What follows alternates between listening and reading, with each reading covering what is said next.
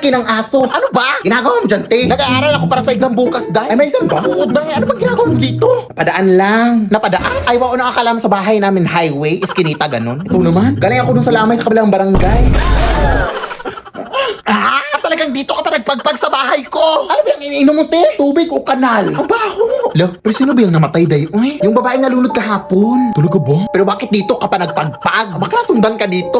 OA mo, te. Marami naman kami umuwi na. Ano, susundan niya kami lahat? Ano yun, multitasking? O siya, uwi na ako, te. Nangangamoy kanal na ako. Si bakla naman. Pumunta lang talaga dito para magpagpag. Day, ikaw ba yan?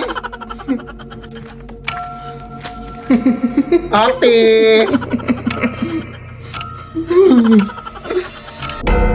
Mother? Is that you, mother? Ano? Babad na ako dito, oh. Baka pwede mo namang... Hoy, ano daw? Anong pwede mo namang... Ha? Maawa ka, te! Hindi po ako yung pumunta sa lamay mo, yung klase ko po.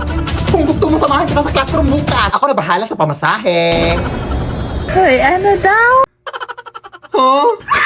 Lead me, Lord.